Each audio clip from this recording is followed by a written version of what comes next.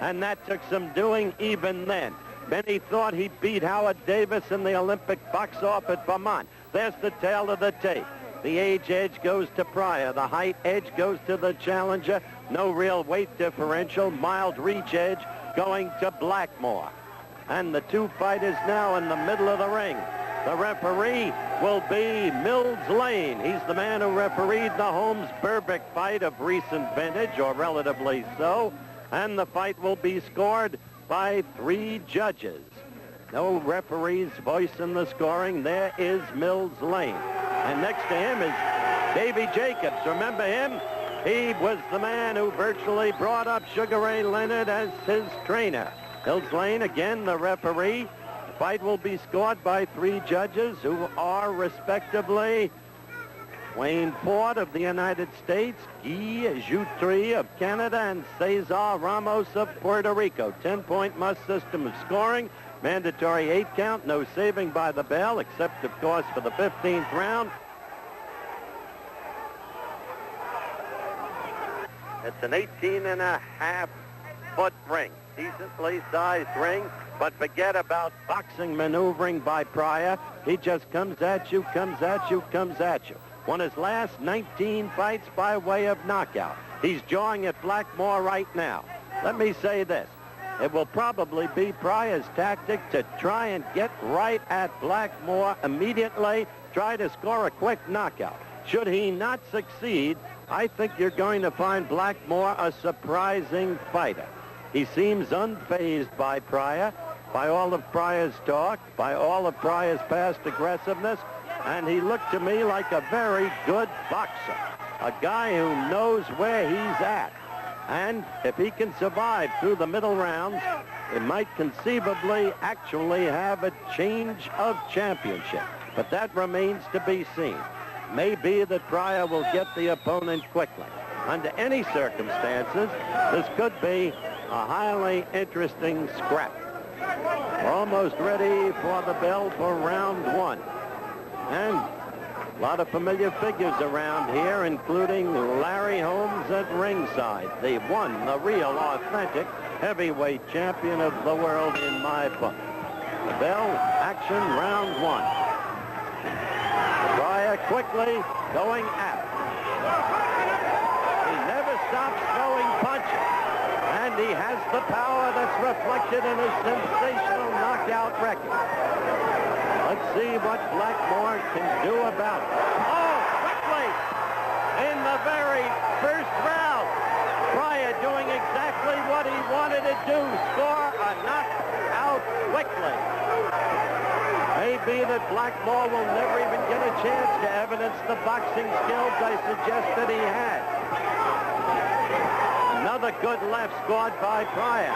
Blackmoore can't get away from him, swarming all over Lennox Blackmoore.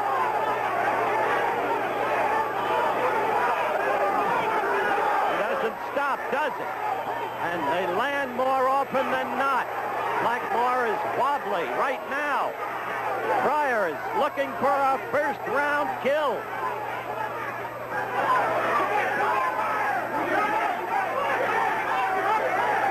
He is rubbery-legged at this moment, Lennox Blackmoore. And Pryor looking to put him away. Blackmoore not able to push him off, not able to find room.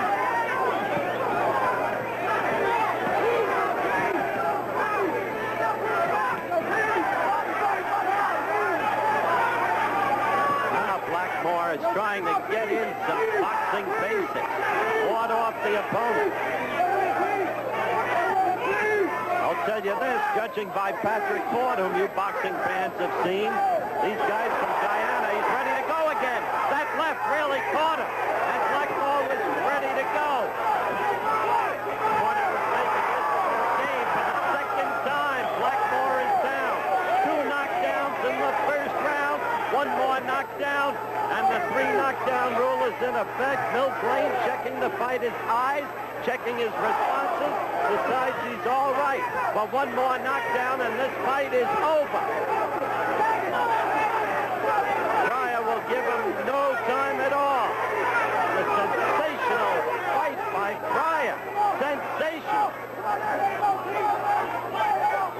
separates them. Blackmore's eyes look slightly glazed to me, as well they should. He's taken a fearsome beating in the first round, and Pryor doesn't let up. Just punching, but big cut over the right eye of Lennox Blackmoore, over the eye. The blood going into the eye. The cut registered by a left. Couldn't count the punches that Pryor has thrown in this first round.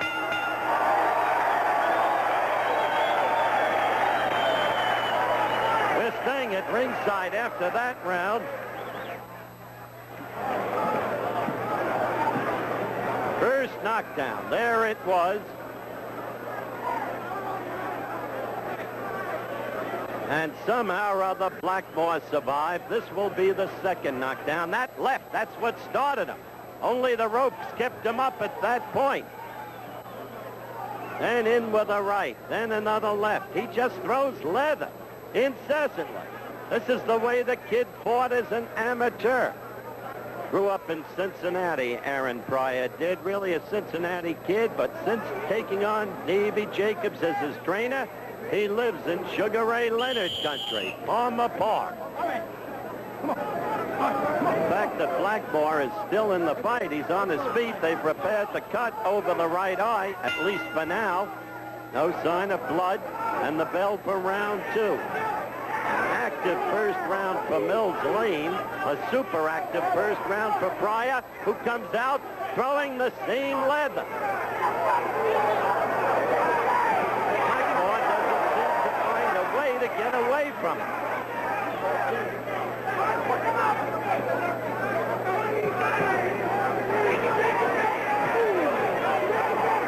Blackmoore doesn't look too steady. You can see that for yourself. There, a left and a right in combination, and Blackmoore is ready to go down again. There it is, a left. And maybe this time it's over. The timekeeper standing up. Blackmoore right above us. And he doesn't know where he's at. Lane checking him again. He got up in time, and the fight goes on. Now we have 3 knockdowns. That's it. He's got to stop it. Mills Lane did the right thing. Quickly in the second round. A stopping of the fight by Mills Lane. They'll call it a technical knockout. But I'll tell you, a savage performance by Aaron Pryor. This kid is a coming fighter. He talks about Leonard. He talks about Hearns. I'm not sure that he can get up to that weight category. The TKO came at 58 seconds of the second round. It was a massacre.